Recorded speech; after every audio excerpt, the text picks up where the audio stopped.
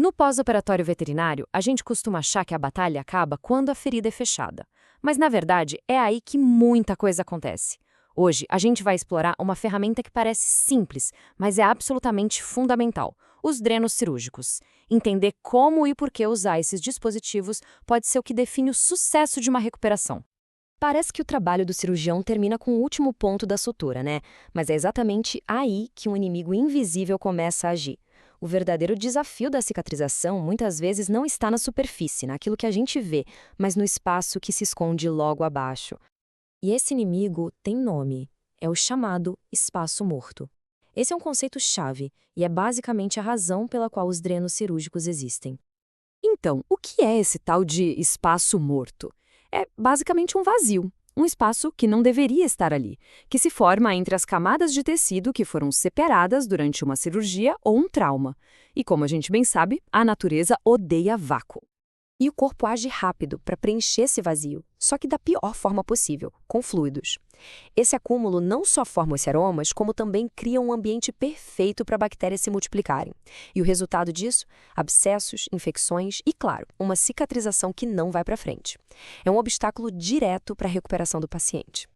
Então, como é que se combate um problema invisível? Com uma solução que é quase de engenharia. É exatamente para isso que os drenos cirúrgicos servem, para criar um caminho de saída e enfrentar o espaço morto de frente. A função de um dreno é bem simples, mas muito poderosa. Ele funciona como um canal de escoamento, tirando de lá os fluidos e gases que estão se acumulando.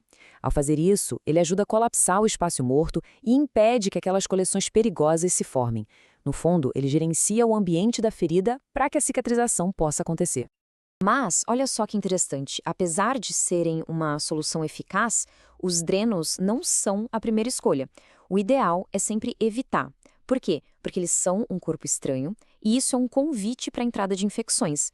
A melhor técnica, sempre que possível, é fechar o espaço morto com suturas cuidadosas. O dreno é um recurso para quando isso simplesmente não é uma opção viável. E quando a decisão de usar um dreno é tomada, vem uma escolha fundamental: usar um dreno passivo ou um ativo. Cada um tem um mecanismo e uma aplicação bem diferente. A diferença fundamental entre eles é a física por trás. Os drenos passivos, como o clássico dreno de Penrose, contam com a gravidade e a capilaridade. O fluido escorre pela superfície externa dele. Já os drenos ativos, como o sistema Portovac, usam pressão negativa, ou seja, sucção, para puxar ativamente o fluido para fora através do dreno. É uma abordagem muito mais controlada e, claro, mais eficiente, principalmente para grandes volumes. A escolha entre um e outro é sempre colocar na balança os riscos e os benefícios. O dreno passivo é simples, tem um custo baixo, mas por ser um sistema aberto, o risco de contaminação vinda de fora é maior. Já o dreno ativo é mais eficiente e mais seguro por ser um sistema fechado. O porém é que a sucção precisa ser bem controlada para não acabar lesionando os tecidos em volta. Bom, e já deu para perceber que o dreno é uma ferramenta poderosa, mas o sucesso dele depende totalmente de um manuseio muito preciso. Qualquer descuido pode transformar a solução num problema ainda maior. É por isso que o protocolo de cuidados é tão rigoroso. Tudo começa com uma preparação estéril da área. Um detalhe crítico é que a saída do dreno nunca deve ser na linha de incisão principal, para não comprometer a cicatrização dela. Essa saída é protegida com um curativo estéril, que precisa ser mantido sempre limpo e, claro, a salvo do próprio paciente. E a razão para tanto cuidado é que os riscos são bem reais. Um dreno pode se tornar uma porta de entrada para infecções hospitalares, muitas vezes causadas por bactérias super resistentes. Além disso, tem a reação do corpo a um objeto estranho, o desconforto para o animal e os riscos práticos, como o dreno entupir ou o próprio paciente arrancar. Isso nos leva à decisão final, que é tão crítica quanto a de colocar o dreno. Quando é a hora certa de removê-lo? O tempo varia muito com o cenário. Para sangramentos menores, em cavidades pequenas, 24 horas podem ser o suficiente. Em feridas que já estavam infectadas, o dreno precisa ficar de 48 a 72 horas para garantir que todo o material purulento saiu.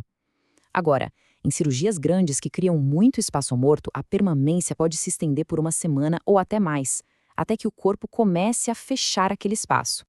Mas o sinal definitivo de que o dreno cumpriu sua função é clínico. É a observação do fluido. Quando o volume diminui drasticamente e a qualidade da secreção muda daquele aspecto mais inflamatório, o exudato, para um fluido mais claro e aquoso, o transudato, Esse é o sinal de que o corpo está reassumindo o controle.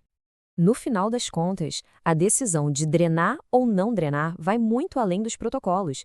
As diretrizes orientam, claro, mas nada substitui o julgamento clínico apurado.